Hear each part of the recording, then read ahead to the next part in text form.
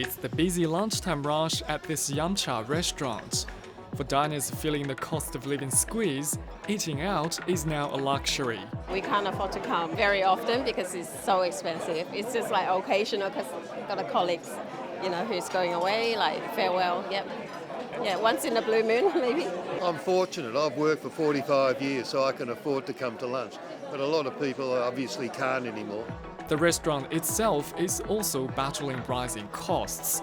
Manager Jaden Ng says higher wages, produce and electricity bills are eating into profit margins. Inflation definitely been a real challenge for us. As a restaurant, we open like 10 to 12 hours a day. In the fridge, we can't turn off the power as we store a lot of food in the freezer. Annual inflation accelerated in October, up from 3.6% in September to 3.8%. Electricity jumped 37.1% as government rebates continued to wind down. Rents rose 4.2%, while building costs went up. Food was also a big contributor, driven by beef, lamb, and seafood. The Reserve Bank's preferred measure of underlying inflation is now above its target band.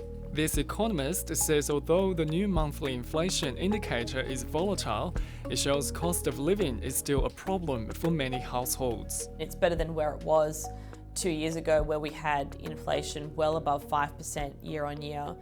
But clearly we still have quite elevated price growth in some categories, and particularly around services prices and for essential items as well. This is the worst possible news for struggling mortgage holders, who can now kiss goodbye to any rate cut. The through-the-year number was higher than we'd like it to be, but driven partly by temporary factors like the removal of state energy rebates.